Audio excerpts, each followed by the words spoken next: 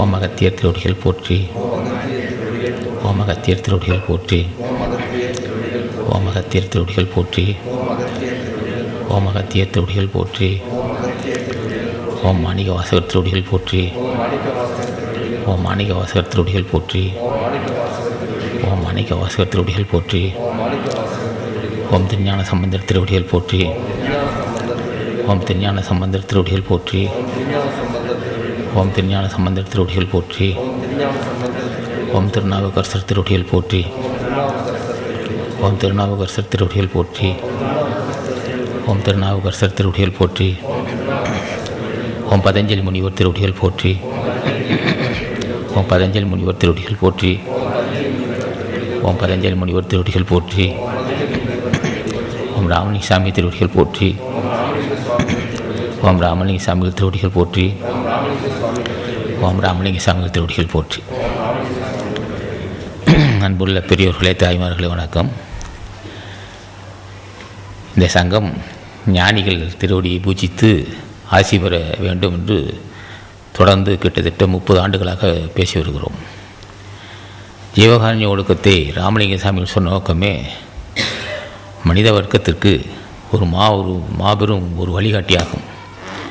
பசியாற்றக்கூடிய எண்ணம் உள்ளவர்கள் தான் எந்த தடையும் இல்லாமல் வாழ முடியும்.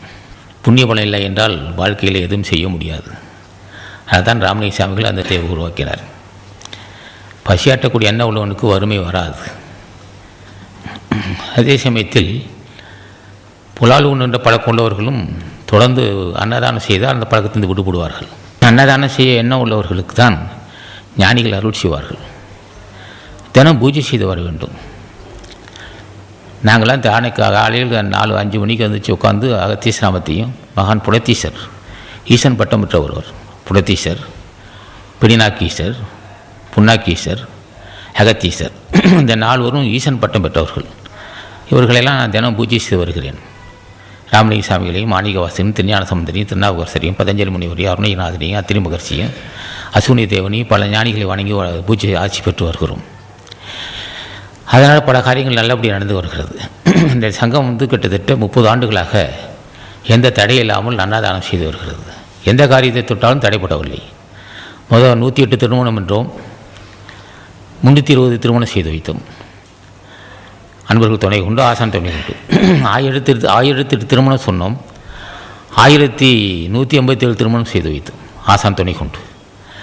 தினமும் 10,000 பேர் பசியாற்று வருகிறார்கள். தினம் பசியாறி வருகிறார்கள். எதை தொட்டாலும் தடைப்படவில்லை. என்ன காரணம்? பணபலம் கொண்டோ ஆள்பலம் கொண்டோ செய்யவில்லை. ஆசா ஞானிகளுடைய ஆசி பெற்று தான் செய்கிறோம். புண்ணியம் செய்ய ஞானிகளும் துணை இருப்பார்கள். புண்ணியம் செய்கிற மக்களுக்கு தான் ஞானிகள் அருள் செய்வார்கள். ஆனால் பக்தி செலுத்தினால், தினம் நாமஜபம் செய்தால் அவர்களுக்கு புண்ணியம் செய்யக்கூடிய எண்ணமும் உண்டாகும். அப்போ புண்ணியவான்கள் தான் முன் செய்த பாவத்தை தீர்க்க முடியும். புண்ணியம் செய்த மக்கள் தான் முன் செய்த வினையை தீர்த்து கொள்வார்கள். அதற்கு ஞானிகள் துணை வேண்டும். நாமஜபம் செய்ய தான் ஒருவனுக்கு அந்த புண்ணியம் செய்வனுங்கிற உணர்வு வரும். இப்போ நாமஜபம் செய்ய தான் செல்வம் பெருகும், வறுமையில்லா வாழ்வு உண்டாகும், நோயில்லா வாழ்வு உண்டாகும். மேலும் நாமஜபம் செய்ய அவருக்கு சிறந்த அறிவு உண்டாகும். எதை பற்றி அறிவு உண்டாகும்? ஏன் பிறந்தோம், என்ன காரணமாக நமக்கு பரிணாம வளர்ச்சிக்கு உட்படுகிறோம். அப்படின்னா பரிணாம வளர்ச்சி என்பது நரத்தரை மூப்பு ஏன் வருகிறது, ஏன் முதுமை வர வேண்டும், ஏன் ஈழ இருமல் வர வேண்டும், ஏன் சாக வேண்டும், அதிலிருந்து எப்படி விடுபடுவது என்ற ஒரு சிந்தனை வரும். யாருக்கு வரும் என்றால் இந்த ஞானிகளுடைய பூஜை செய்தால் தான் வரும். இல்லையென்றால் கடைசி வரலும் நாடு பண்ண எப்போதும் எப்படியே இருப்போம், எப்போதும் இப்படியே இருப்போம்னு நினைத்து விடுவான். பூஜை செய்கிற மக்களுக்கு தான் நிலையாமை பற்றி உணர்வான். வயதாகிட்டே போகுது, வயதாகிட்டே இருக்குது, நாளைக்கு மரணம் வந்துடும், நமக்கு எப்படியோ ஜென்மத்தை கடைத்தேற்றிக் கொள்ள வேணுங்கிற உணர்வு வரும் அவனுக்கு. பூஜை செய்யாவிட்டால் அந்த நினைப்பு வராது. திடம் இருக்கிற வரையில் திடமாக இருக்கும்போதே ஒரு சிந்திப்பார்கள். முதுமை வரதான் செய்யும், சாவு வரதான் போகுது, அதுக்குள்ளே நம்மை காப்பாற்றிக்கொள்ள வேணுங்கிற ஒரு உணர்வு தலைவன் ஆசி, ஞானிகளுடைய ஆசி இருந்தால் தான் வரும். இல்லைன்னா அந்த உணர்வு வராது. ஆக எல்லோரும் பூஜை செய்து பழக வேண்டும். அது பூஜை செய்கிறதுக்கு மன லயப்படாது ஆரம்ப காலத்தில். என்ன காரணம்? பல்வேறு கடன் சுமை இருக்கும், மன உளைச்சல் இருக்கும், ஒரு பக்கம் காம விவகாரம், ஒரு பக்கம் பல்வேறு பிரச்சனைகள்லாம் இருக்க தான் செய்யும். நாமஜபம் செய்ய செய்யத்தான் பிரச்சனைகள்லாம் நீங்கும். அப்போ நாமஜபம் செய்யும்போது மேலும் அன்னதானம் செய்தோம்னா இன்னும் நல்லது தான். நாமஜபம் செய்தாலும் மன லயப்பட வேண்டும் அல்லவா? மன லயப்படுவதற்கு புண்ணிய பலம் இல்லைன்றால் மன லயப்படாது. அப்போ புண்ணியத்தை அந்த மாதம் 20 அல்லது ஒருவருக்கோ அன்னதானம் செய்யும்போது தான் மன லயப்படும். அப்போ அன்னதானம் செய்யும்போது உடல் ஆரோக்கியமும் உண்டாகும், பக்தி செலுத்தும் போது சிறப்புரி உண்டாகும். பக்தி செலுத்துகின்ற மக்களுக்கு வறுமை வராது, செல்வம் பிறகுதான் செய்யும். நிச்சயம் அவர்கள் அன்னதானம் செய்ய தான் செய்வார்கள். உலகத்தில் ஞானி என்று ஒருவன் இருந்தால் அவன் புண்ணியவானதாக புண்ணியம் செய்யாமல் ஞானியாக முடியாது. யாரும் புண்ணியம் யாருமே வெறும் தவத்தால் மட்டும் சித்தி பெற்றதாக நினைக்க வேண்டாம். புண்ணியம் செய்திருந்தால் தான் அந்த தவம் சித்தி பெறும். புண்ணியம் செய்யாமல் ஞானியாக முடியாது. ஆக புண்ணியவான்கள் எல்லாம் அத்தனை பேரும் புண்ணியவான்கள் தான். அப்போ புண்ணியவான்கள் நாம் சொல்ல சொல்ல எல்லா நன்மைகளும் உண்டாகும். இப்படி தான் இதுதான் நாங்கள் கண்ட உண்மை. ஆக அன்பர்கள் என்ன செய்யணும்? காலையிலேருந்து ஒரு 10 நிமிஷம் உட்காந்து நாமஜபம் செய்யணும். நாமஜபம் செய்யதாக தான் உங்களுக்கு அந்த உண்மை தெரியும். ஏன்னா நம்ம வணங்கக்கூடிய தலைவன் சிறந்த அறிவாளிகள், சாதாரண ஆள் இல்லை, எல்லாம் கை நாட்டு நினைக்க வேண்டாம். மிகப்பெரிய கல்வியாளர்கள், மிகப்பெரிய கருணையாளர்கள், மிகப்பெரிய அருளாளர்கள், மிகப்பெரிய கல்வியாளர்கள், மிகப்பெரிய அருளாளர்கள். ஆகவே அவரோட நாமத்தை சொல்ல சொல்லத்தான் நமக்கு சிறந்த அறிவு உண்டாகும். அப்போ தான் நம்மை நாமே உணரக்கூடிய அறிவு உண்டாகும். நம்மை நாம உணர்வது சாதாரண விஷயம் இல்லை. அதை எல்லோரும் நம்மை நாம உணர முடியாது. தன்னறிய தனக்கு ஒரு கேட்டில்லை என்றான் திருமந்திரத்தில். தன்னறிவது எல்லாரும் அறிய முடியாது. தன்னை அறிகின்றவன் தான் தலைவனை அறிவான். ஆக தன்னை அறிவதற்கு என்ன வேண்டும்? ஞானிகள் ஆசி வேண்டும். ஞானிகள் ஆசி இல்லாமல் தன்னை அறிய முடியாது. கடைசி காலத்தில் அறிந்து என்ன செய்ய போகிறான்? முதுமை வருவதற்கு முன்னே தன்னை அறிந்து கொள்ள வேண்டும். முதுமை வருவதற்கு முன்னே தன்னை அறிந்து என்ன செய்ய முடியும்? முதுமை வருவதற்கு முன்னே தடுத்து கொள்ள வேண்டும். வருமுன்னர் காவதான் வாழ்க்கை, எரு முன்னர் வைத்திரு போல கெடுனா வள்ளுவன். வருமுன்னே காப்பாற்றிக் கொள்ள வேண்டும். ஏதா காக்கும் அறிவனார்க்கில்லை, அதில் வருவதொரு நோயினா வள்ளுவனும். வரத்தான் செய்யும். வருவதற்கு முன்னே அணை கட்டி கொள்ள வேண்டும். அப்போ அந்த அணை கட்டி கொள்வது எப்படி? வேறு எந்த வகையில் முடியாது. ஒன்று அருள் பலத்தாலும், ஒன்று புண்ணிய பலத்தாலும், புண்ணிய பலத்தால் தான் வரும் முன்னே காப்பாற்றிக் கொள்ள முடியும்.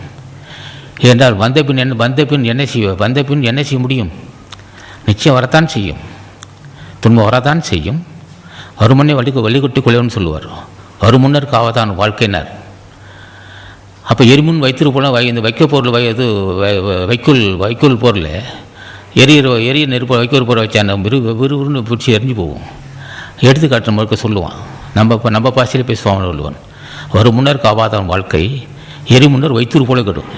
மூண்டிரிகிற அக்கனியில் போய் வைக்க கட்டு போட்டால் என்ன ஆகும்? எரிஞ்சு போகும். அது மாதிரி வாழ்க்கை எரிஞ்சு போகும்னு சொல்லுவான். அப்போ வரும் முன்னே காப்பாற்றி கொடுக்கின்ற அறிவு எப்போ வரும்னா புண்ணியவான்கள் தான் கிடைக்கும். புண்ணியவான்களுக்கு தான் அந்த வாய்ப்பு கிடைக்கும். இல்லை என்றால் அந்த வாய்ப்பு அமையாது. வருமுன் காட்டுக்கொள்ள வேண்டும் என்ற உணர்வு. அப்போ இன்னொரு இடத்த சொல்லுவான். சிறதா காக்கும் அறிவனார்க்கில்லை, அதிர வருவதொரு நோய் என்றான். வருமுன்னே துன்பம் வரத்தான் போகும். வருவதற்கு முன்னே காப்பாற்றிக் கொள்ளணுங்கிற ஒரு ஆற்றல் அறிவு அவர்களுக்கு அஞ்சு முடியாத நோய் வராது, துன்பம் வராதுன்னு சொல்லுவான். அதில் வருவதொரு நோய்னாக்கா துன்பம் வருகிற நோய் வராதுன்னு சொல்லுவான். ஆக வாழ்க்கையில் உயர்வு தாழ்வு இல்லாமல் இருக்க முடியாது. செல்வம் ஒரே இடத்துல நிற்காது. செல்வம் கூடும் குறையும். செல்வம் எந்த காலத்திலையும் ஒரு குறிப்பிட்ட இடத்துக்கு ஒரு 100 வருஷம் இருக்கும் என்று சொல்லவே முடியாது. ஒரு சிலருக்கு 10 வருஷம் இருக்கும், ஒரு சிலருக்கு 20 வருஷம் இருக்கும், ஒரு சிலருக்கு ஒரு தலைமுறைக்கு இருக்கும். ஒரு தலைமுறைக்கு இருக்கக்கூடிய செல்வம் அடுத்த தலைமுறைக்கு இல்லாமல் போயிடும். சிலருக்கு இதே இளமை இருக்கும், கிட்டத்தட்ட 30 வயசுலேயே 35 வயசுலேயே தான் மேற்கொண்ட வியாபாரம்லாம் தடைப்பட்டு போகும். அப்போ வள்ளுவன் சொல்லுவான், முன் செய்த வேணே அவ்வளோதான். என்னடா 40 வயசுலும் ஒரு ஓஹோன்னு பெரிய வியாபாரியாக இருப்பான். எல்லாம் நாளுக்கு நாள் பல்வேறு நஷ்டங்கள் வந்துவிடும். பல 40 வயசுக்குள்ளவே எல்லாவற்றையும் இழந்து விடுவான். அப்போ என்ன சொல்லுவான்? நீ செய்த புண்ணியம் அவ்வளோதான். எந்த அளவுக்கு புண்ணியம் இருக்கோ அந்த அளவுக்கு செல்வம் இருக்கும். 40 வயசுலேயே சில பேர் ஒன்று இல்லாமல் போயிடுவான். ஒட்டாண்டி ஆகிடுவான். அது மாதிரி நேரும்போது என்ன சொல்லுவான் வள்ளுவன், நீ இந்த நிலைமை தருக்கிட்டே வருது, நாலா பக்கம் கடன் சுமை வந்துடுச்சு, குடும்பத்து நாளுக்கு நாள் நோயும் வந்துருக்கு, கடன் சுமை வந்துடுது, குடும்பம் சரிஞ்சிக்கிட்டே வருது. அந்த சமயத்தை வள்ளுவன் சொல்லுவான், ஒன்று அன்னதானம் செய்திருந்தால் அது சரியாது. அன்னதானம் செய்கிற மக்களுக்கு குடும்ப சரிவுங்கிற பேச்சே இருக்காது. அன்னதானத்தை மறந்த மக்களுக்கு தான் குடும்பத்தை சரி வரும். அதே சமயத்தில் பக்தி செலுத்த மக்களுக்கு சரி வராது. தினமும் தானங்க எவ்வளோ துன்பம் வந்தால் போதிலும் ஒரு 10 நிமிஷம் செல்வத்துக்கு அதிபதி, அருளுக்கு அதிபதி, ஆற்றலுக்கு அதிபதி, அது யார் தான்? ஆசான் அகத்தீசன். செல்வத்துக்கு அதிபதி, கல்விக்கு அதிபதி, அருளுக்கு அதிபதி, ஆற்றலுக்கு அதிபதி. அப்படிப்பட்ட ஆசானை வணங்கும் போது நம்மளுக்கு குடும்பம் சரி வருமா? வரவே வராது. மனிதவருக்கு என்ன செய்யும்? சிலர் மகிழ்ச்சியாக இருக்கும்போது, செல்வம் இருக்கும்போது கடவுளை பற்றி சிந்திக்க மாட்டான். துன்பம் வரும்போது கடவுள் சிந்திப்பான். அப்போ துன்பம் வரும்போது கடவுள் சிந்தித்து என்ன பயன்? துன்பம் வருவதுக்கு முன்னே சிந்திக்கணும் அல்லவா? துன்பம் வருவதுக்கு முன்னே அணைக்கட்டி கொள்ள வேண்டும். அது முன் செய்த நல்வணி உள்ள மக்கள் தான் சகல செல்வம் இருக்கும்போதே தினம் உட்காந்து தியானம். ஒவ்வொரு வீட்லேயும் பூஜை அறை ஒன்று இருக்கும், அந்த காலத்தை வச்சு கட்டியிருப்பாங்க. காலையில் உட்காந்து பூஜை செய்வான். ஏதோ அவனை இஷ்டத்துக்கு ஏதோ ஒரு பூஜை செய்வான். பூஜை செய்துகிட்டே வந்துக்கிட்டு இருப்பான். உண்மை தெரிஞ்சு பூஜை செஞ்சால் ரொம்ப சிறப்பு தான். தலைவனிருந்து பூஜை செய்கிற மக்கள் தான் உண்மை தலைவனிருந்து பூஜை செய்யணும். சில வீட்டில் பூஜை அறை இருக்காது, அதை பற்றி குற்றம் இல்லை. ஆசநாமத்தை சொன்னாலே அதை பூஜையாக ஏற்றுக்கொள்வார்கள். அப்போ அது பூஜை செய்யும்போது செல்வத்துக்கு அதிபதியாகிய அகத்தீசனையோ அல்லது ராமலிங்க சாமியோ மாணிக்க வாசனையோ திருஞான சம்பந்தரையோ அருணகிரிநாதரையோ பதஞ்சலி முனிவரையோ பூஜை செய்தால் சரிவுங்கிற பேச்சே இருக்காது குடும்பத்தில். முன் செய்த வினையின் காரணமாக சரிவு வந்தாலும் அந்த சரிவு குறிப்பிட்ட காலத்தில் நீங்கிவிடுமே தவிர வறுமை தொடர்ந்து இருக்க முடியாது. அப்படி ஒரு காலத்தில் வந்தால் வள்ளுவன் சொல்லுவான், யாருக்கு வரும்? புண்ணியம் இல்லாத மக்களுக்கு வறுமை வரும், பக்தி இல்லாத மக்களுக்கு வறுமை வரும். புண்ணியமும் அருள்பலம் இல்லாத மக்களுக்கு தான் வியாபாரம் செய்தால் தடை வரும், நோய் வரும், கடன் சுமை வரும், குடும்பத்தில் ஒற்றுமை இருக்காது, முரண்பட்ட குடும்பத்தில் பிள்ளைகள்லாம் பிள்ளைகள் ஒருத்தருக்கு ஒருத்தர் கருத்து மோதல் இருக்கும். அந்த குடும்பமும் அமைதி இழந்து கிடக்கும். என்ன காரணம்? புண்ணிய பலம் குறைந்து விட்டது. ஒரு குடும்பத்தில் அமைதி இழந்து கிடக்குதுன்னு சொன்னால் நோய்வாய்ப்பட்டு இருப்பார்கள், கடன் சுமை இருக்கும், குடும்பத்தை ஒற்றுமை இருக்காது, பிள்ளைங்க வச்ச தந்தை பேச்சை பிள்ளை கேட்க மாட்டான். இப்படி ஒரு பல்வேறு குழப்பத்தில் குடும்பத்தில் இருந்துகிட்டு இருக்கும். திருமணம் ஆகக்கூடிய பிள்ளைகள் இருக்கும், திருமணம் ஆகாது தடைப்பட்டிருக்கும். ஒரு பக்கம் திருமண வயது உள்ள பிள்ளைகள் இருப்பார்கள், திருமணம் தடைப்பட்டிருக்கும். இந்த லட்சணத்தில் கடன் சுமை வந்திருக்கும். விவசாயம் செய்தால் விவசாயம் தடைப்பட்டிருக்கும், வியாபாரம் தடைப்பட்டிருக்கும். அப்படியே நிற்கதியாக நிற்போம். என்ன காரணம்னு கேட்டான். என்ன இவ்வளோ சாமர்த்தியம் இருக்குது, இவ்வளோ கல்வி இருக்குது, ஏன் இப்படி எல்லாவற்றையும் இழந்து நிற்கிறான்னு கேட்டான். புண்ணியபலம் இல்லை, அவ்வளோதான். தலைவன் ஆட்சி இல்லை அவனுக்கு. அவன் என்ன செய்திருக்கான்? துன்பம் வருவதற்கு முன்னே தன்னை காப்பாற்றிக் கொள்ளவில்லை. அவன் தினம் பூஜை செய்திருந்தால் தலைவன் அருள் செய்வான். அவனுக்கு சேதம் முன்னே சொல்லியிருக்கோம், தலைவனை பூஜை செய்கிற மக்கள் அருளுக்கு அதிபதியும், செல்வத்துக்கு அதிபதியும், கல்விக்கு அதிபதியும், ஆற்றலுக்கு அதிபதியும், எதையும் தரக்கூடிய வல்லம் உள்ளவர்கள் ஞானிகள். அவர்கள் பூஜை செய்த மக்களுக்கு சரிவு வராது. சரிவு வரும்படி விடமாட்டார்கள் அவர்கள். அவர் என்ன செய்வார்கள்? ஒரு சிலருக்கு தான் தெரியும் பக்தி செலுத்துகிற முறை, ஒரு சிலருக்கே தெரியும். ஒரு சிலருக்கு பக்தி செலுத்தும் முறை தெரியாது, ஒரு சிலருக்கு தெரியும். இப்போ ஒரு சிலர் என்ன செய்கிறார்கள்? பக்தி என்ற பேரில் ஏதோ பொங்கு புளியரை வச்சு சாப்பிட்டு போயிட்டுருக்கான். பொங்கு புளியரை வச்சு அழகாக சாப்பிடுவோம், அதான் பக்தி நினச்சிருக்கான். அல்ல. இப்போ ஞானிகளை வணங்கும் போது, அகத்தீஸ்வரா நீங்கள்லாம் பெரிய மனிதன், நீங்கள்லாம் பெரியோர் ஐயா, திருமணி தேவா, காலாங்கிநாதா, நந்தீசா நீங்கள்லாம் பெரியோர் ஐயா, எனக்கும் அருள் செய்ய வேணும் ஐயா என்று கேட்கக்கூடிய அறிவு தான் சிறந்த. அதான் பக்தி செலுத்துகிற முறை. இப்படியெல்லாம் சொல்லி நாமத்தை சொல்லாமல் ஏதோ ஒரு பலகாரங்கள் வச்சு பூஜை செய்து சாப்பிட்டா ஏதாவது அது ஒரு அளவுக்கு ஒரு ஆறுதல் கிடைக்குமே தவிர அது பக்தியை ஏற்றுக்கொள்ள முடியாது. இப்படி எல்லாம் கேட்கணும், தலைவனை கேட்டு பெறணும். அப்போ என்ன செய்யணும்? அவன் இப்படி இல்லாத ஒரு நிலைமை சரியாக வந்துடுச்சு. பக்தி செலுத்தவில்லை, புண்ணியபலம் குறைந்து விட்டது. புண்ணியபலமும் பக்தி இல்லை என்றால் நாளுக்கு நாள் குடும்பத்தில் சரி வரும். அப்போ தான் வள்ளுவன் சொல்லுவான், இவனுக்கு என்ன சொன்னால் இப்படி ஈடுபடாது. சில பேர் என்ன செய்வான்? பெரிய வியாபாரம் செய்வான், எல்லாவற்றையும் இழந்து விடுவான். அல்லோ இயற்கை சீற்றங்களாலோ வேறு காரணங்களாலோ எல்லாவற்றையும் இழந்து நெருக்கதியாக நிற்பான். கடன்காரன் வந்து வாசல் ஒவ்வொரு நாளும் கடன் சுமை வந்துக்கிட்டே கடன்காரன் வந்து வாசல் வந்து கேட்டுக்கிட்டு இருப்பான். மான பிரச்சனை வந்திருக்கும்.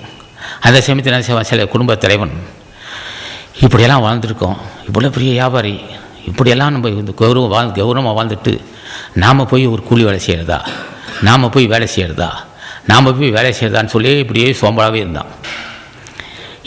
இது வந்து ஒரு பாவத்தின் சின்னது. வள்ளுவன் சொல்லுவான், குடி செய்வார்க்கு இல்லை பருவம், மடி செய்து மான கருதே கெடுனா. குடும்பம் செஞ்சுட்டே வருது, கடன் சுமை வருது, நாளுக்கு நாள் பிரச்சனை வந்துக்கிட்டே இருக்குது. அந்த சமயத்தில் வந்து கௌரவ பிரச்சனை நினைத்தா என்ன ஆகும்? குடி செய்வார்க்கு இல்லை பருவம், மடி செய்து மான கருத கெடுனா. அப்போ என்ன சொல்கிறான் வள்ளுவன்? முன் செய்த வினை காரணமாக எல்லாவற்றையும் இழந்து விட்டாய். இந்த சமயத்தை குடும்ப தலைவன் என்ன செய்யணும்? கூலி வேலை, நம்ம இப்போ கருமாக வாழ்ந்தோம், கூலி வேலைக்கு போகிறதா, ஒரு இடத்துல கணக்கு பள்ளி வேலை செய்கிறதா, இப்படியே நினச்சிட்டு எல்லாவற்றையும் இழந்துருவான். அவ்வளோ சொன்னால் அது ஏன்டா இப்படி நினைக்காதப்பா, உள்ளதும் போய்டுன்னா. நீ இப்படி நினைத்து இது நம்ம இப்படி கௌரவமாக வாழ்ந்துருக்கோமே, நம்ம வேலைக்கு போகணும்னு நினச்சின்னா உள்ளதை இழந்துடுவேன். அதே சமயத்தை இயற்கை சித்தம் வரும் அல்லவா? திடீர்னு நிலநடுக்கம் வரலாம், புயல் வரலாம், போகமாக வரலாம், கடல் கொந்தளிப்புன்னு காரணமாக அழிந்து போகும். அந்த குடும்ப தலைவன் தான் சொல்கிறான் வள்ளுவன், உனக்கு காலம் கிடையாதுன்னு விட்டு இனிமேட்டு நீ இதுக்கு அப்படி நினச்சிக்கிட்டு அது மாதிரி நம்ம இப்படி கௌரவமாக வந்தோமே, வேலைக்கு போகிறதுனா உள்ளது கெட்டு போகணும். குடி செய்வார்க்கு இல்லை பருவம், மடி செய்து மான கருத கெடுனா. மடி என்ன? சோம்பல். கௌரவத்தை பார்க்காதே, குடும்பம் செஞ்சுக்கிட்டு வருது, நாளுக்கு நாள் குடும்பம் செஞ்சுக்கிட்டே இருக்குது, நீ வேலைக்கு போ, கூலி வேலைக்கு போனா. இவ்வளோ கௌரவமாக வாழ்ந்தேனே, நான் எப்படி கூலி வேலைக்கு போகிறதுன்னா உள்ளதும் போயிடும். உன்னை நம்பியிருக்கான என்ன ஒரு பிள்ளைகள் இருக்குது, மனைவி மக்கள் இருக்கான். இன்னும் மறுபடியும் மான பிரச்சனை பார்த்தீங்கன்னா இன்னும் குடும்பத்தை பிரச்சனை வரும், வேலைக்கு போகணும். ஆனால் யாருக்கு வரும் இந்த சரிவு? புண்ணிய பலம் இல்லாத மக்களுக்கு தான் இந்த மாதிரி சரிவு வரும். புண்ணிய பலம் இல்லாத மக்களுக்கு தான் வலுன்னு சொல்லுவான். புண்ணிய பலம் உள்ள மக்களுக்கு என்ன வரும்னா ஒரு சிறந்த ஆற்றல் வரும். குடிசெவ்வல் என்னும் ஒருவருக்கு தெய்வம் மடித்திட்டு தான் முந்துருன்னா. என் குடும்பத்தை உயர்த்துவேன். யாருக்கு அந்த எண்ணம் வரும்னா உடல் ஆரோக்கியம், ஆழ்ந்து சிந்திக்கூடிய அறிவும், சிறந்த ஊக்க உணர்ச்சி, அஞ்சா நெஞ்சம்னா யாருக்கு வரும்? புண்ணியவனுக்கு தான் வரும். பக்தி செலுத்துகிற மக்களுக்கு தான் அந்த ஊக்கம் வரும்.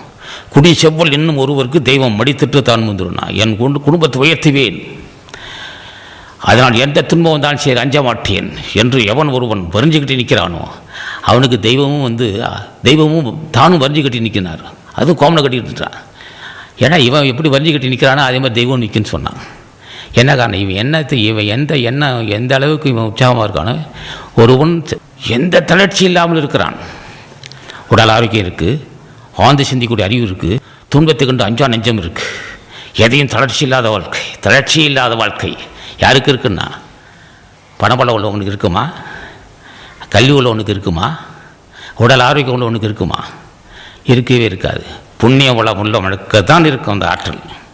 அஞ்சேன், எதற்கும் அஞ்சேன், என்னை எத்தனை பிரச்சனை வந்தாலும் அஞ்சேன், என் குடும்பத்தை உயர்த்து காட்டுவேன் என்று எண்ணுகின்ற எண்ணம் ஜீவகாரண்ய ஒழுக்கத்தால் தான் வரணும். குடி செவ்வல்னா செம்மைன்னு அர்த்தம். என் குடியை உயர்த்துவேன், செம்மையான குடியாக்குவேன், எத்தனை துன்பம் வந்து போது அஞ்ச மாட்டேன் என்கின்ற எண்ணம், அந்த முயற்சி, அந்த உயர்வான எண்ணம் புண்ணியவான்களுக்குத்தான் உண்டாகும். குடி செவ்வல் என்னும் ஒருவருக்கு தெய்வம் மடித்தட்டு தான் முந்துருன்னா. என் குடும்பத்தை உயர்த்துவேன் என்று அவன் எண்ணுகின்றானோ அவனுக்கு தெய்வமும் வரிஞ்சுக்கிட்டு நிற்கின்றான். அஞ்சாதே மகனே நான் துணையாக இருப்பேன்னா. யாருக்கு துணையாக இருப்பானா? புண்ணியவனுக்கு தான் துணையாக இருப்பானா. இந்த எண்ணம் யாருக்கு வரும்னா புண்ணியவனுக்கு தான் வரும்.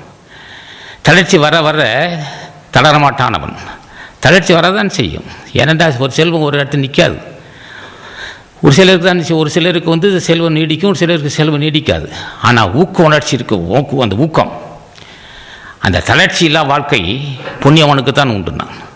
உள்ளம் உடைமை பொருளுடைமை இல்லாத நீங்க உண்டுனா. பொருளுடைமை ஊக்கம், ஒரு மனிதனுக்கு வந்து ஊக்கம்தான் மிக்கம். ஊக்கம் அச்சமில்லா வாழ்க்கை, தளர்ச்சி இல்லா வாழ்க்கை, கோழைத்தனம் இல்லா வாழ்க்கை, வீர உணர்ச்சி. எதுக்காக வீர உணர்ச்சின்னா எதிரே தாக்குவதற்கல்ல. துன்பத்தை கண்டு அஞ்சா நெஞ்சம். அந்த துன்பத்தை கண்டு அஞ்சா நெஞ்சம் எப்போதுன்னு கேட்டால் புண்ணியவானுக்கு தான் உண்டு. பிரச்சனை வரும், நோய் வரும், கடன் சுமை வரும், பல பிரச்சனைகள் முன் செய்த வினையின் காரணமாக வந்து இடையிக்கிட்டே இருக்கும். கொஞ்சம் கூட தட மாட்டான். உள்ளம் உடைமை பொருளுடைமை இல்லாத நீங்கிட்டான். பொருளுடைமை நெல் ஒரு காலத்தில் நிற்கும் இல்லாமல் போகும். ஆனால் ஊக்கம் என்ற ஆக்கம், இந்த ஊக்கம் அஞ்சாத நெஞ்சம், அந்த அஞ்சா நெஞ்சம் தரும். அஞ்சா நெஞ்சம் குடும்ப தலைவனுக்கு வேண்டும். அந்த அஞ்சா நெஞ்சம் தளர்ச்சியில்லாத மனம், ஊக்கம், ஆற்றல், தளர்ச்சியில்லா மனம். அந்த மனம் தருவது புண்ணியம்தான். அந்த மனம் தருவது பக்தி தான். அதை சொன்னான். குடிசெய்வோல் என்னும் ஒருவருக்கு தெய்வம் மடித்தட்டு தான் முந்துன்னு சொன்னான். உள்ளம் உடைமை பொருளுடைமை நில்லாது நீங்கி விடுன்னு சொன்னான். காரணம் என்ன? உள்ள பொருள் நிற்கி ஒரு காலத்தில் அழியும், கூடும், குறையும். ஆனால் ஊக்க உணர்ச்சி ஊக்கம், தளர்ச்சியில்லா மனம். குடும்ப தலைவன் எப்படி இருக்குன்றான்? அஞ்சா நெஞ்ச உள்ளவனாக இருக்க வேண்டும். அந்த அஞ்சா நெஞ்சம் எப்போ வரும்னு கேட்டான். உடல் பலத்தால், ஆள் பலத்தால், பணப்படத்தால் வருது. புண்ணிய பலத்தாலும் அருள் பலத்தால் தான் அஞ்சா நெஞ்சம் வரும். அவன் தளர்ச்சி இல்லாமல் இருக்கிறான், தலைநிமிர்ந்து இருக்கிறான்னு சொன்னால் யாரா எப்படான்னு கேட்டான். ஏன்னா ஆள் படத்தை கொண்டா, பணம் படத்தை கொண்டா? இல்லை, புண்ணிய பலத்தால் தான். ஞானிகள் ஆசை இருந்தால் அச்சம் இருக்குமோ? அவனுக்கு அச்சமே இருக்காது, பயப்படவே மாட்டான். அதுக்காக மற்றவை தாக்குவதற்கு இல்லை. அச்சமில்லா வாழ்வு யாருக்கு வரும்னா அது அருளாளர்கள் தான் வரும். தினம் ஆசி பெற்ற மக்களுக்கு அச்சம் இருக்காது. யார் நம்ம வணங்கக்கூடியவன் தலைவன் யார்? மிகப்பெரிய ஆற்றல் பொண்டியவர், எதையும் எப்போதும் செய்யும், எதை கேட்டாலும் தரக்கூடிய ஆற்றவர்கள் ஞானிகள். ஆணை பெண்ணாக்குவார்கள், பெண்ணை ஆணாக்குவார்கள். இப்போப்பட்ட ஞானிகளை வணங்குகிற மக்களுக்கு அச்சம் இருக்குமோ? அச்சம் இருக்க முடியாது. அது முன் செய்த வினையின் காரணமாக அச்சம் இருந்த போதிலும் அந்த அச்சம் நீடிக்காதுன்னு சொல்லுவோம். ஆகவே தளர்ச்சியில்லா வாழ்வு தருவது பக்தியும் புண்ணிய பலம்தான். அன்பர்கள் என்ன செய்ய வேண்டும்? தினமும் பூஜை செய்து பழக வேண்டும். அப்போதுதான் இந்த அச்சமில்லா வாழ்வு. சரி, இதெல்லாம் இருக்கட்டியா, மரணம் ஒன்று வருமே, அது எப்படி சொல்கிறது? இதெல்லாம் சொல்கிற வறுமை கண்டு அஞ்ச மாட்டேன், துன்பத்தை கண்டு அஞ்ச மாட்டேன், எத்தனை குடும்பத்தை எத்தனை பிரச்சனை வந்தாலும் பயப்பட மாட்டேன்னு சொல்கிறேன். மரணம் வருமே, அது எப்படி விழுறது? இதெல்லாம் தாங்கிக்கிறேன். குடும்பத்தில் பிரச்சனை வரும், நோய் வரும், கடன் சுமந்துச்சு, எல்லாம் அந்த எதிர்த்து தாங்குகிறேன், அச்சம் இல்லாமல் இருக்கிறேன். அது ஒரு சிறந்த வாய்ப்பு தான். ஆனால் மரணம் ஒன்று வருமே, அது எப்படி விடுறது? அதுக்கு என்ன உபாயம்? அது மரணமில்லா பெருவாழ்வுப்பட்ட ஞானிகளை வணங்காமல் அந்த வாய்ப்பு கிடைக்குமோ? மனிதனுக்கு அது உண்டு அந்த வாய்ப்பு. மரணமில்லா பெருவாழ்வு என்பது மனிதனுக்கு உண்டு. அந்த மரணமில்லா பெருவாழ்வு பெறுவதற்கு யார் வேண்டும்? எவன் ஒருவன் மரணமில்லா பெருவாழ்வு பெற்றானோ. இப்போ மரணமில்லா பெருவாழ்வு என்பது என்ன?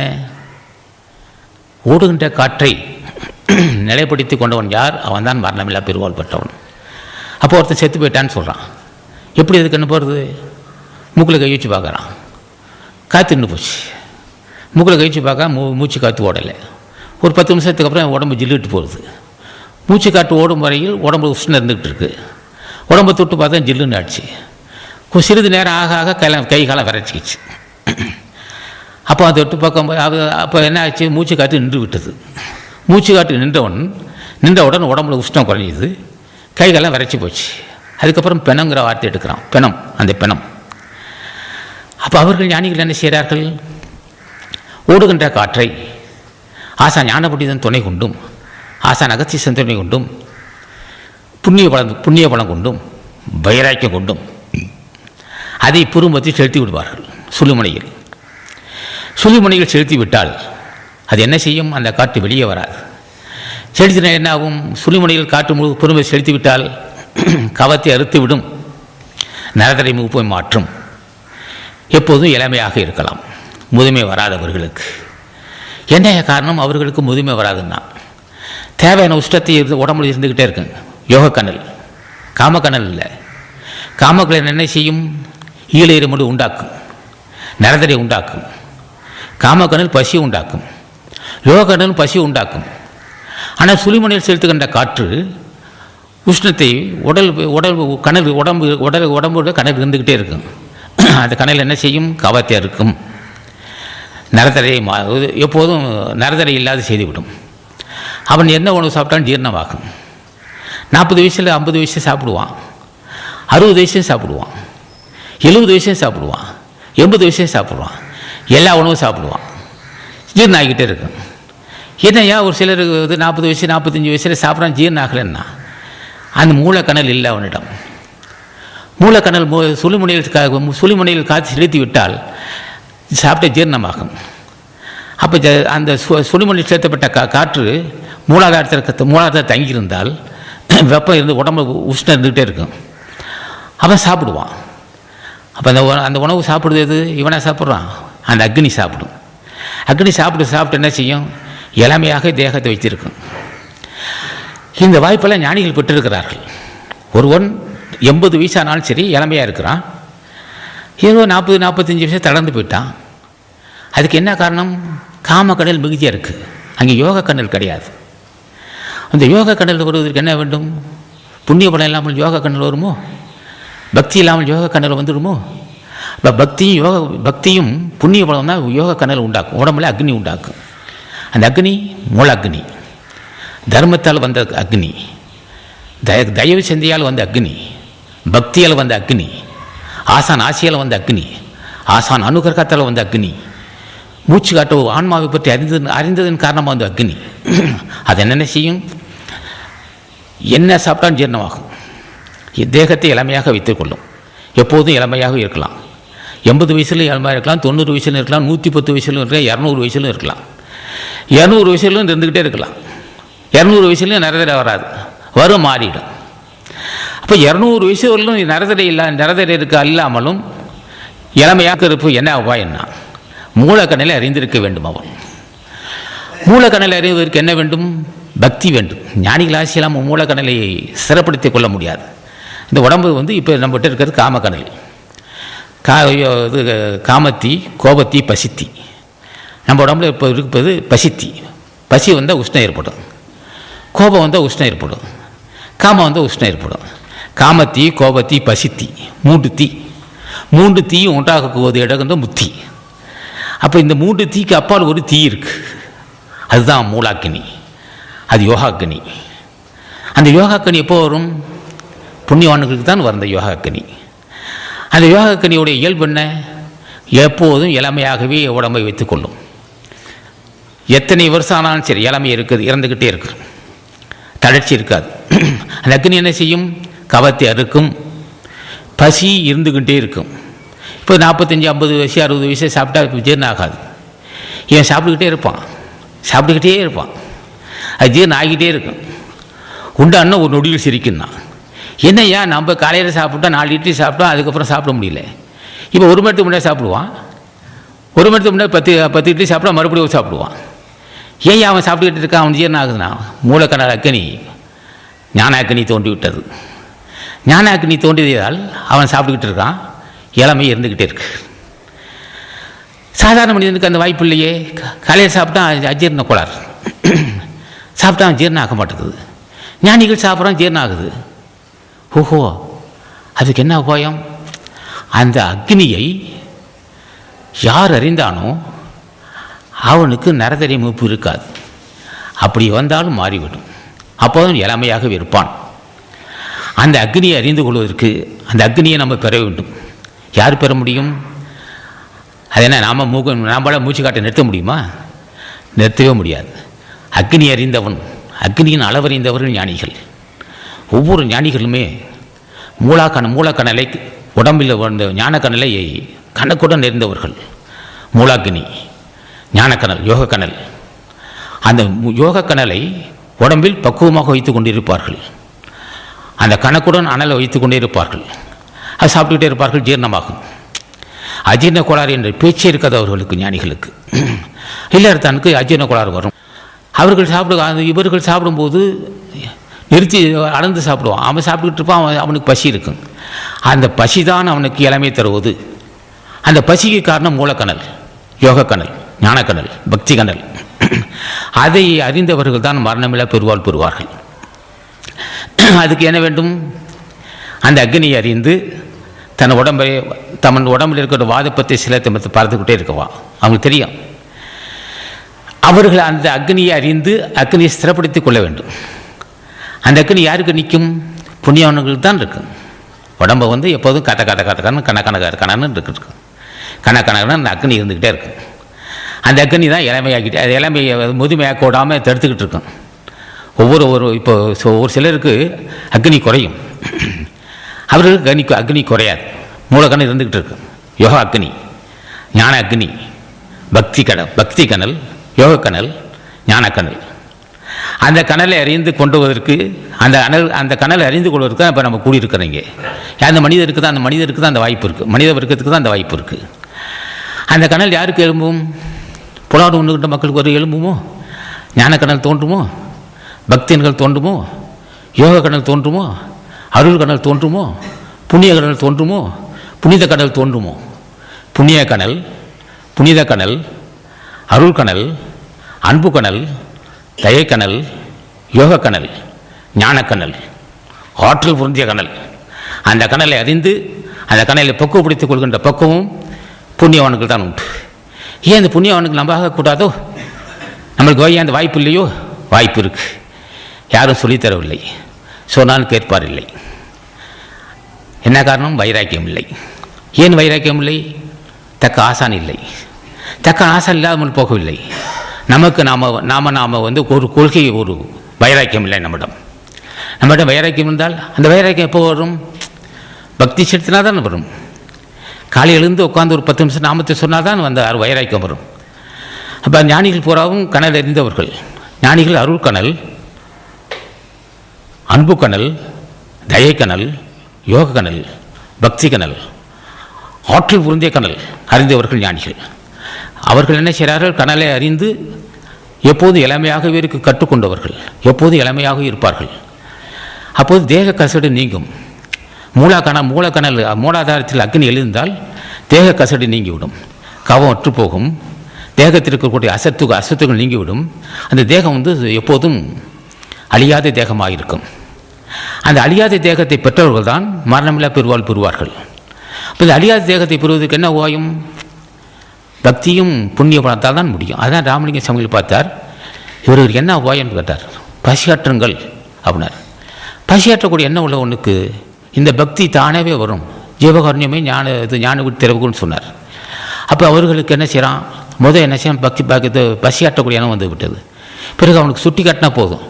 பசியாற்றக்கூடிய எண்ணம் வந்துடுச்சு உனக்கு, நீ இனிமேட்டு ராமலிங்க சாமி திருவடியை பூஜை செய், மாணிக்க வாசன் ஆசி பெற்றுக்கொள், தின்யா சம்பந்தர், திருநாவுக்கரசர், பதஞ்சலி முனிவர் போன்ற ஆசி ஞானிகள் பூஜை செய்து ஆசி பெற்றுக்கொள்ளலாம். அப்போ புண்ணியவான்களுக்கும் புண்ணியமும் அருள்பலம் சேரும்போது இந்த கனலை அறிந்து கொள்வான். நமக்கு தேவையான கனல் நமக்கு இப்போ இருக்குல்லவா? இப்போ நம்ம இருக்க கனல் எப்படி 98.4 இது வெப்பம் இருக்கும். இந்த 98.4 எவ்வளோ நாளைக்கு இருக்கும்? கூடுனாலும் ஆபத்து, குறைந்தாலும் ஆபத்து. இப்போ 98.4 அக்னி கூடுனாலும் ஆபத்து. கூடுனா ஜன்னி பிறந்து போகும், குறைந்தாலும் ஜன்னி பிறந்து போகும். கூடுனாலும் ஆபத்து, குறைந்தாலும் ஆபத்து. அதை கணக்காக வைத்துக் கொடுக்கின்ற அறிவு எப்போ வரும்? 98.4 வெப்பம் இருந்துக்கிட்டே இருக்கணும். எப்போ எதிரில் இருக்கணும்? 90 வயசில் இருக்கணும், 100 வயசில் இருக்கணும், 110 வயசில் இருக்கணும், 200 வயசில் இருக்கணும். அந்த கனலை அறிந்து கொள்ளுகின்ற ஆற்றல் யாருக்கு கிடைக்கும்? பக்திவான்களுக்கு தான் கிடைக்கும். அவர்கள் தான் சாப்பிட்ட அஜீர்ண கோளாறு என்ற பேச்சே இருக்காது. அது எந்த உணவு சாப்பிட்ணும்? அவர்களுக்குன்னு ஒரு உணவு இருக்குது, ஞானிகளுக்குன்னு ஒரு உணவு இருக்குது. அசைவ உணவு சாப்பிட்டா அவங்களுக்கு ஒத்து வருமா? சைவ உணவு தான் அந்த இது. சைவ உணவு பக்தியும், சைவ உணவும் பக்தியும் தான் மூலக்கணலை அறிந்து கொள்ளுகின்ற அறிவு வரும். மூலக்கணலை அறிந்து கொண்டு அந்த ஞானக்கணல் அக்னி, ஞானாக்னி, மூலாக்னி, ஞானாக்னி, அந்த அக்னியை ஸ்திரப்படுத்திக் கொள்ள வேண்டும். அதுக்கு என்ன வேண்டும்? ரகசியமாக பூஜை செய்து வேண்டும். ஒருத்தன் வெளியே தெரியக்கூடாது. எந்த ஆரவாரம் இல்லாமல் கதவை மூடிட்டு ஒரு திருவிளக்கேற்றி, நெய்யை விளக்கு, நல்லெண்ணெய் விட்டு திருவிளக்கேற்றி ஒரு வெந்நீர் துணியில் அமர்ந்து சமமான இடத்தில் பத்மாசனம் மூல சாதாரண ஆசனம் விட்டு அந்த ஜோதியில் அந்த ஜோதியில் அகத்தீசனை நாமத்தை சொல்லி பார்க்க வேண்டும். ஒரு 10 நிமிஷம், ஒரு 5 கண்ணை உத்து பார்க்கட்டும், கண்ணு வலிக்கும். இப்போ அப்படியே ஜோதியில் பார்த்து அகத்தீஸ்வரா அகத்தீஸ்வரா அகத்தீஸ்வரா அகத்தீஸ்வரா என்றால் அருள் செய்வார்கள்.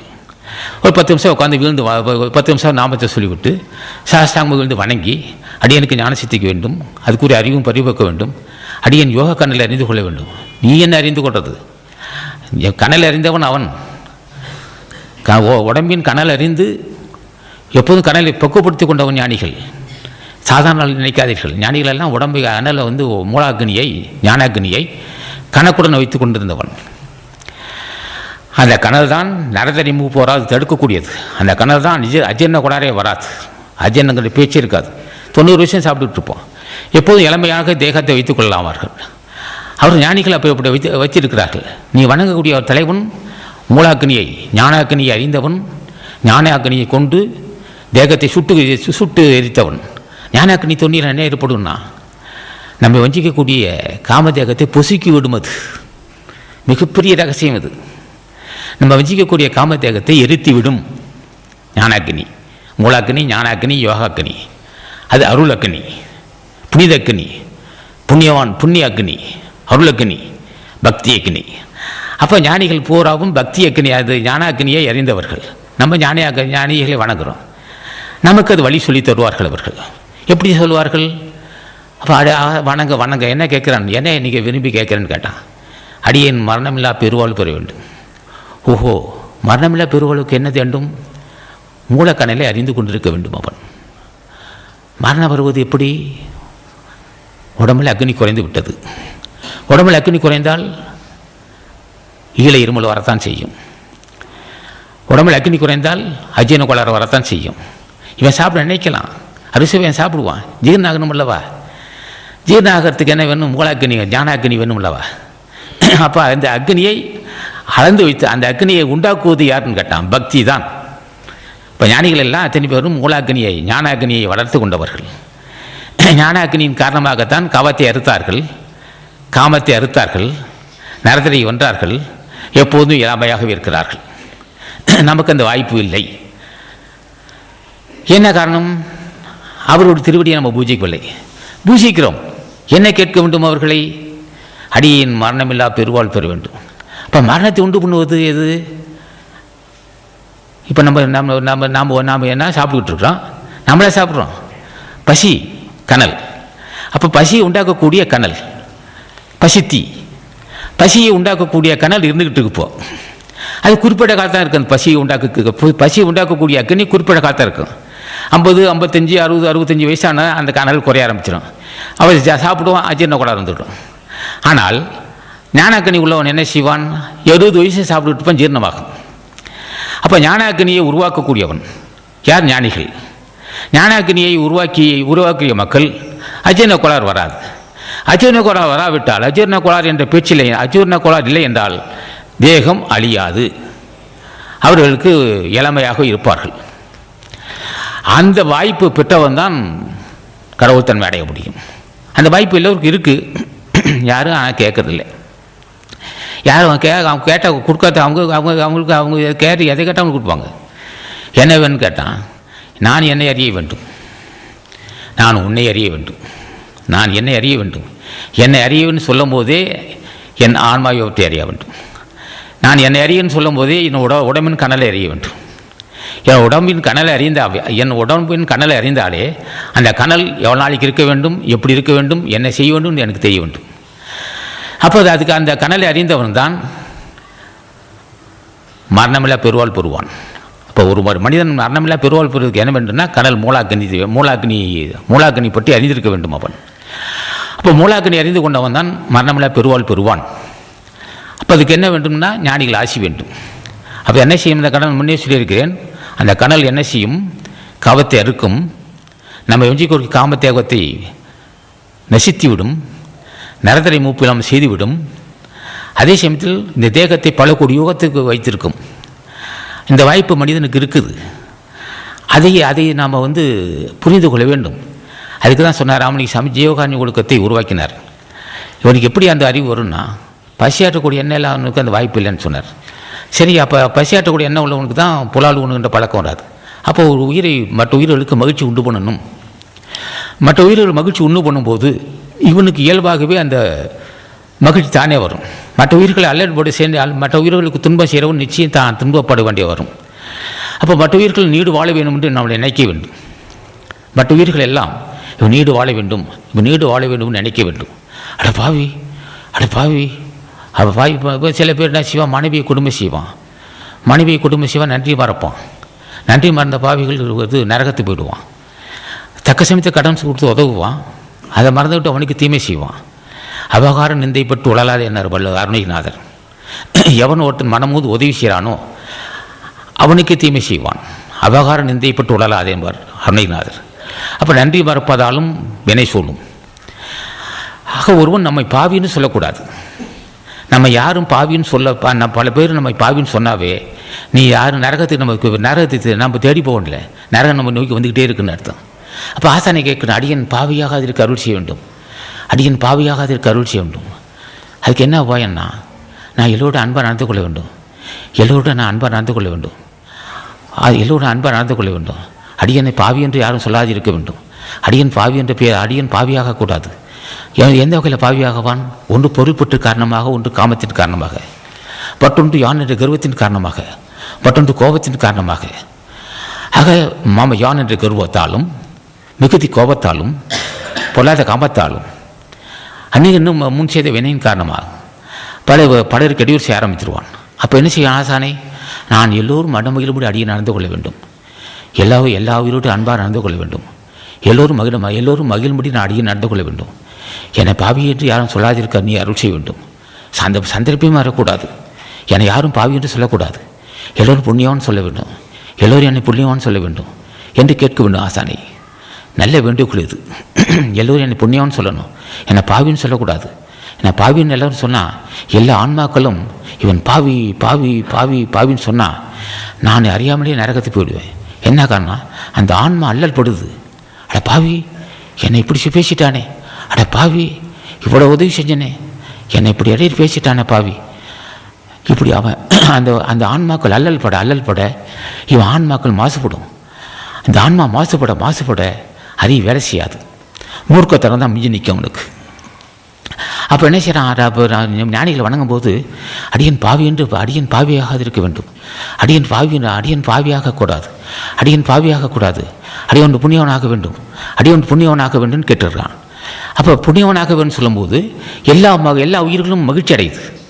எல்லா உயிரும் மகிழ்ச்சி அடைய முடியும், நடந்தால் தான் புண்ணியவனாக முடியும். புண்ணியவான் யாருன்னு கேட்டால் மற்ற உயிர்களுக்கு மகிழ்ச்சி உண்டு கொண்டான் புண்ணியவான். மற்ற உயிர்கள் அல்லல்பட செய்கிறவன் புண்ணியவனாக இருக்க முடியுமா? மற்ற உயிர்கள் அல்லல்பட செய்கிறான். எந்த வகையில்? காமத்தால், பொருள்வரியால், யான் என்ற கர்வத்தால், ஆள்படையால், உத்தியோகத்திமரால், இப்படி இதனால் ஒருவனும் பாவியாவான். ஒரு பெரிய கோடீஸ்வரனாக இருப்பான், ஒரு ஏழையிலையும் உட்காந்து பேசிடுவான்.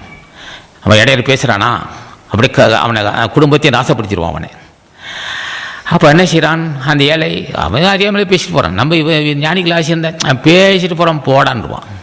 ஞானிகள் ஆசி இருந்தால் பேசிட்டு போகிறான் என்னட்ட நட்டான்ட்டுருவான். இல்லை என்றால் கோபம், அது அந்த வன்மனம் வந்துடும். அங்கே அந்த மன்னிக்கு மனப்பான்மை எப்போ வரும்னா ஞானிகள் ஆசி இருந்தால் தான் வரும். அப்போ மன்னிக்கு மனப்பான்மை வரும்போது இயல்பாகவே அவன் நிலை உயர்கிறான் என்று அர்த்தம். பள்ளிக்கு பழி வாங்குது, எடர் பள்ளிக்கு பழி என்று அவனை தன்னை எடர்கின்றவன் அவமானம் பேசுகிறான்னு சொன்னால் பேசிட்டு போகிறான் பேசிட்டு போகிறான் நம்மளுக்கு நட்டமான்றான். அந்த மாதிரி உணர்வு எப்போ வரும்? புண்ணியவனுக்கு தான் வரும். இல்லைன்னு சொன்னால் யாரை இடறி பேசிட்டான்னா கருவறுத்துருவான். அந்த மாதிரி கொனைக்கேடு எப்போ யாருக்கு இருக்கும்? அந்த மாதிரி பேசிட்டு போகிறான், முன் செய்து வினைக்கார பேசிட்டு போகிறான் அப்படி நினைக்கிற அறிவு புண்ணியவனுக்கு தான் இருக்கும். இல்லைன்னு சொன்னால் ஆள்படம் இருக்குது, பணப்படம் இருக்குது, உத்தியோகத்தை இது சொன்னால் இது நடக்கும், புறா உணர்வான். ஆள்படம் இருக்கும், பணப்படம் இருக்கும். பிடிச்சான்னா அப்புறம் அந்த மாதிரி யாரும் இடையில பேசினானாக்கா அவனை வச்சு ஆள் வச்சு ஆளை அடித்து கொண்டு விட்டுவானுங்க. அது விளைவே இப்படி இருக்கும், பாவி என்ற பட்டம் எடுப்பான். அப்போ என்ன செய்யணும்? ஆசானை, என்னை யாரையும் இடையே பேசினாலும் சகித்து கொடுக்கின்ற பண்பு எனக்கு வேண்டும். ஆசானை கேட்கணும், என்னை முன் செய்த வினை காரணமாகவோ அது பொறாமை காரணமாகவோ யாரையும் இடையே பேசினா சகித்து கொள்கின்ற பண்பும் மன்னிக்கின்ற மனப்பான்மை எனக்கு வேண்டும். இடர் செய்யக்கூடாது, இடர் செய்து நான் பாவியாக இருக்கணும் என்று கேட்க வேணும் ஆசானை. அப்போ இதெல்லாம் ஆசானை கேட்டுக்கிட்டே வரணும். அடியன் பாவியாக இருக்க வேண்டும், நான் புண்ணியவனாக வேண்டும். முன்னமே சொல்லியிருக்கேன், புண்ணியவான் என்றாலே பல ஆன்மாக்கள் மகிழ்ச்சி அடைய செய்கிறான் என்று பொருள். பல ஆன்மாக்கள் மகிழ்ச்சி அடையுது இவனால், இந்த ஆன்மாவை இவனால் பல ஆன்மாக்கள் மகிழ்ச்சி அடைந்தால் புண்ணிய செயல்.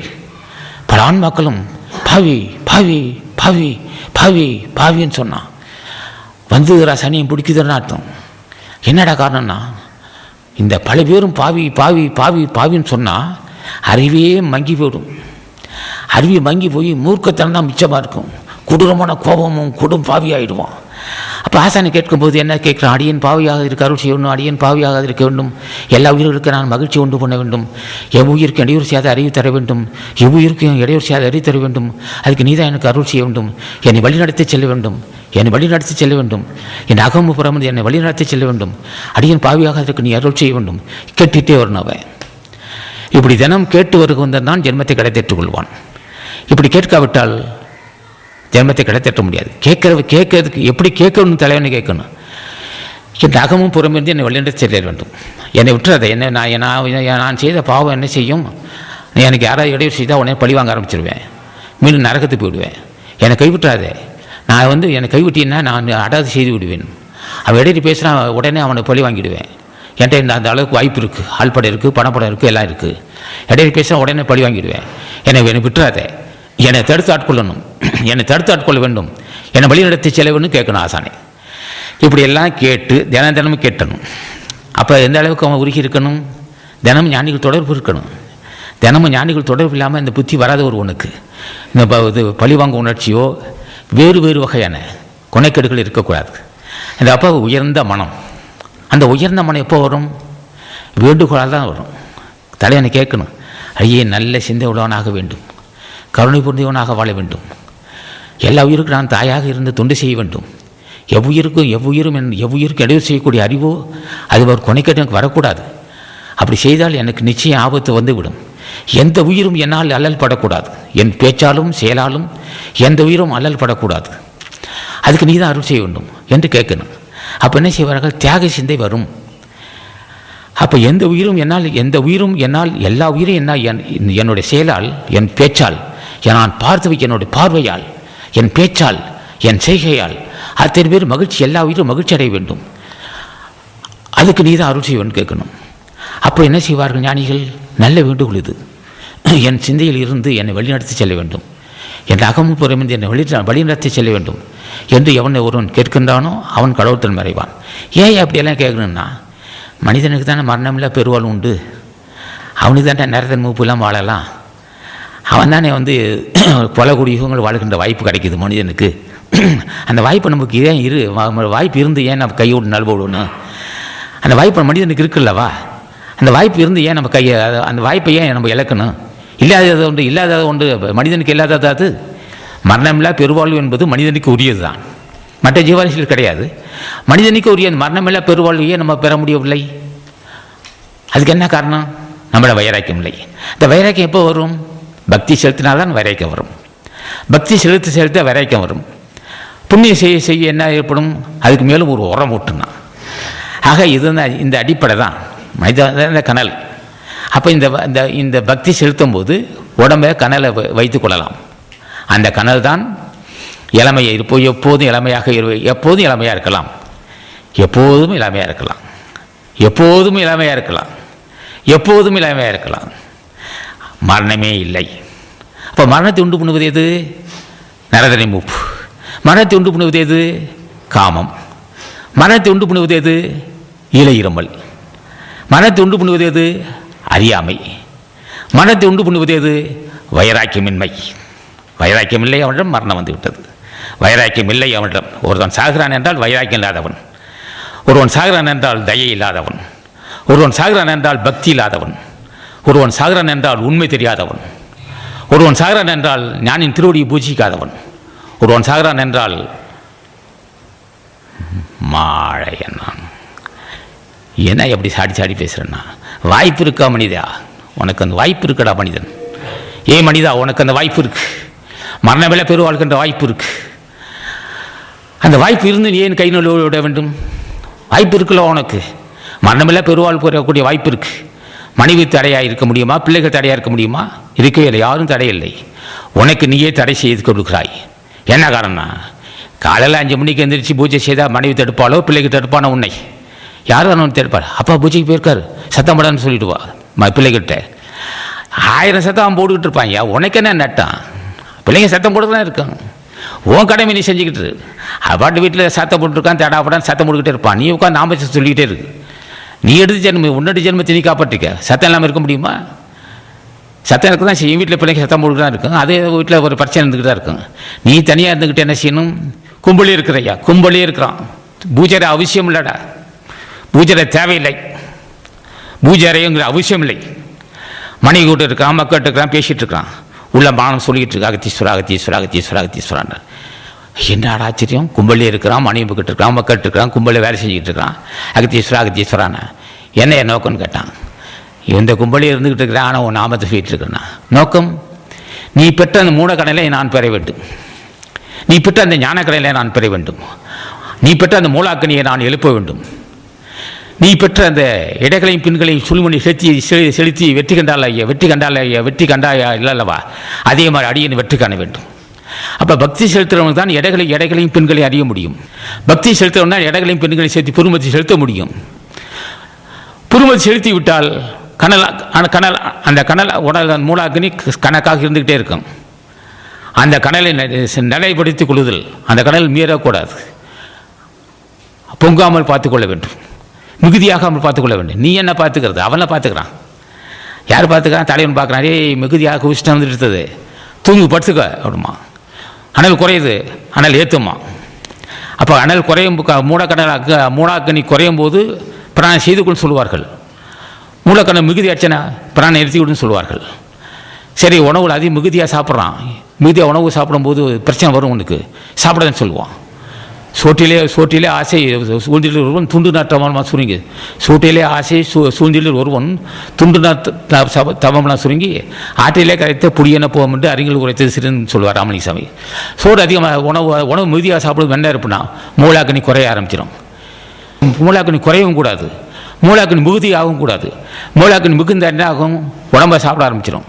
அப்போ உணவு கொடுத்துக்கிட்டே இருக்கணும். அதுக்கு மூலாக்கனி குறையாமல் பார்த்துக்கணும், மூலாக்கனி மிகுதியாகவும் பார்க்கணும். அப்போ உணவு கணக்காக சாப்பிடுவான். இவன் நான் சாப்பிட்றான், கணக்கு சாப்பிட்டுக்கிட்டே இருப்பார்.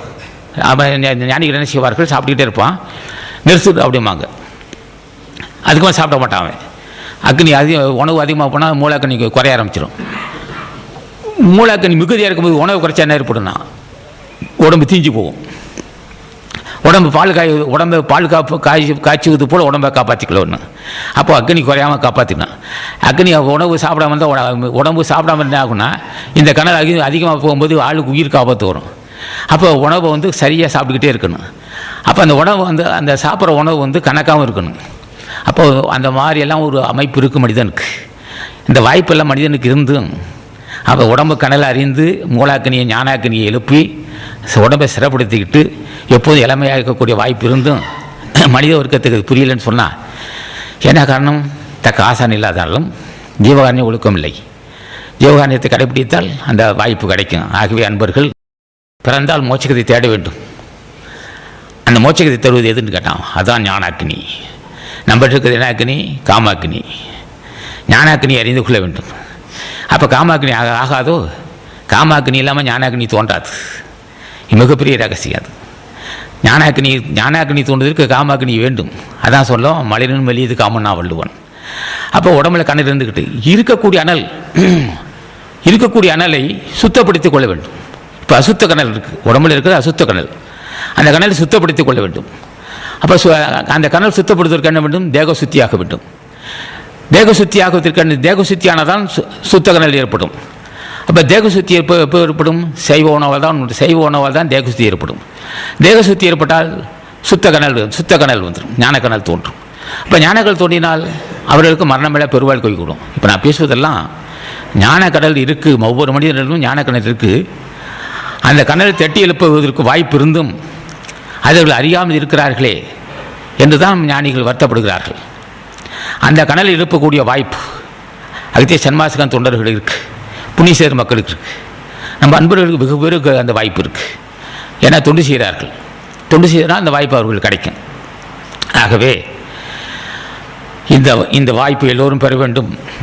எந்த வாய்ப்பு பெற வேண்டும், ஞானக்கடலை ஞானாக்கினி அறிந்து சிறப்படுத்தி கொள்ள வேண்டும். அவன் அதான் ஞானாக்கினி அல்லது பக்தி அக்னி, அருளக்கினி, மூலாக்கினி, ஞானாக்கினி, அருளக்கினி, மூலாக்கினி, பக்தி கனல், ஞானக்கனல், அது புண்ணிய கனல். அப்போ ஞானிகள் ஆசைப்பட்டால் தான் கனல் அறிந்து கொள்ள முடியும். அந்த கனலை அறிந்து கொண்டவர்கள் தான் எப்போதும் மரணமில்லா பெறுவார்கள். அப்போ தான் அவர்கள் எப்போதும் இளமையாக இருப்பார்கள். எல்லாமே நாளுக்கு முதுமை வராமல் முதுமையை தடுப்பது அந்த ஞானாக்கினி தான். அந்த ஞானாக்கினியை தட்டி ஞானாக்கினியை சிறப்படுத்திக் கொள்ள வேண்டும். அப்போ பக்தி வேண்டும். எல்லோருக்கும் அந்த வாய்ப்பை பெற்று எல்லா நலமும் வளம் பெற வேண்டும் என்று எல்லாரும் திருவடியை வணங்கி கேட்டுக்கொள்கிறேன். ஆக மாத 20க்கு அன்னதானம் செய்ய வேண்டும். சைவ உணவு மேற்கொள்ள வேண்டும். ஆசானை கேட்க வேண்டும். என்ன கேட்க வேண்டும்? அடியன் முன்னே சொல்லியிருக்கிறேன். பாவியாக கூடாது. ஒருவனை பாவியாக்குவது பொருள்பட்டு தான். ஒருவனை பாவியாக்குவது பொல்லாத காமந்தான். ஒருவனை பாவியாக்குவது கொடும் கோபந்தான். இப்போ ஒருவனை பாவியாக்குவது யான் என்ற குருவன் தான். ஒருவனை வஞ்சிக்கிறது இந்த குணைக்கேடு தான். அப்போ ஆசானை கேட்டு அந்த குணைக்கடை நீக்கிக்கணும். குணைக்கேடு இருக்கிறவனுக்கு யோக கணல் தோன்றாது. குணைக்கேடு இருந்தால் காமக்கணல் தான் மிகுதியாக இருக்கும். காமக்கணல் மிகுதி இருந்தால் என்ன ஆகும்? குறிப்பிட்ட அளவுக்கு மேலே காமக்கடல் நம்மளை வஞ்சிக்காது. காமக்கடல் நம்ம வஞ்சிக்க முடியாது. ஞானக்கடல் நம்ம கை தூக்கி விடுவது.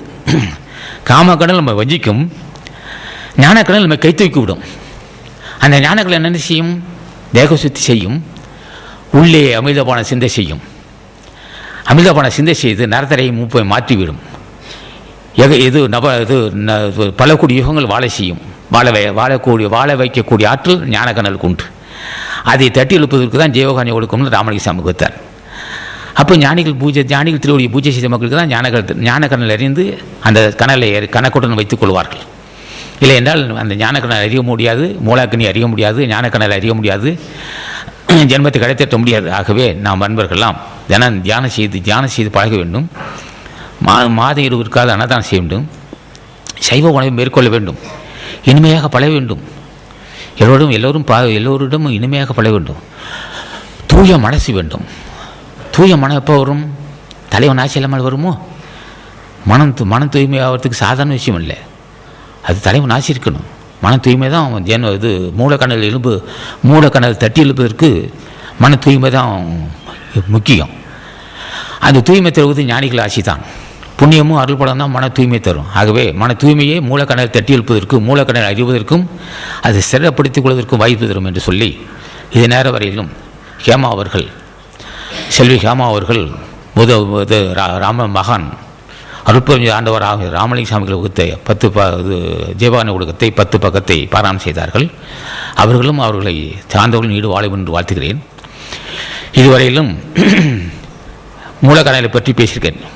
மூலக்கணல் என்றேன், ஞானக்கணல் என்றேன், அருள்கணல் என்றேன், அன்பு கணல் என்றேன், தயக்கணல் என்றேன், ஆற்றல் புரிந்திய கணல் என்றேன், பக்தி கணல் என்றேன். இந்த கணலை அறிந்து அவர்கள் அந்த கணலை சிறப்படுத்தி ஜென்மத்தை கடத்தி கொள்ள வேண்டும் என்று கேட்டுக்கொள்கிறேன். ஆகவே இது நேரம் வரையில் நான் போதிய கல்வியில்லாதவன். நான் பேச்சில் சில தவறு இருக்கத்தான் செய்யும். கற்றுணர்ந்த பெரியவர்களும் தாய்மார்களும் பொறுத்துக்கொள்ள வேண்டும் என்று திருவடியை பணிந்து முடிகிறேன். வணக்கம்.